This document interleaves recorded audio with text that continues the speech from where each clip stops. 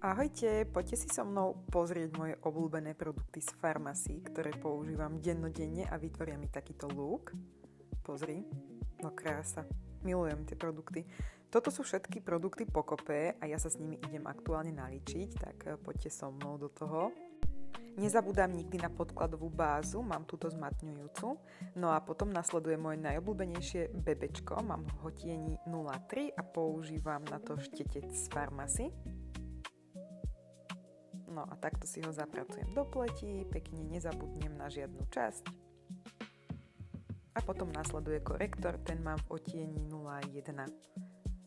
Presvetlím si tie časti, ktoré chcem a zapracujem si to opäť so štetcom z cestovnej sady Farmacy, ktorú úplne milujem.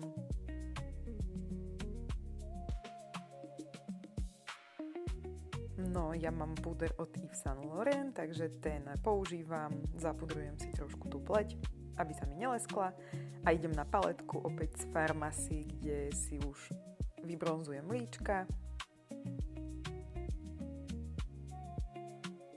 No a pridám trošku červene do tých líčiek opäť, takže použijem z tejto paletky aj líčka a taktiež aj highlighter trošku pod očí.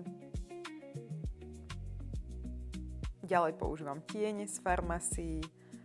Tieto Desert Scent sú úplne úžasné a fakt som si ich zamilovala. Používam ich non-stop dennodenne, takže myslím, že si asi o chvíľku objednám aj ďalšie.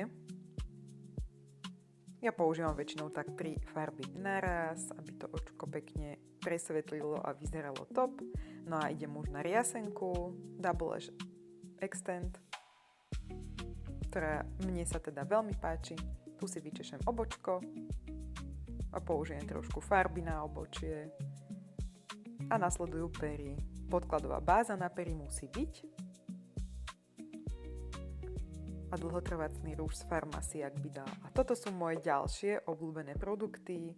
Na rúž, na hydratáciu si dávam ešte tento peptidový balzám, ktorý úžasne vonia a celé si to zafixujem fixačným sprejom.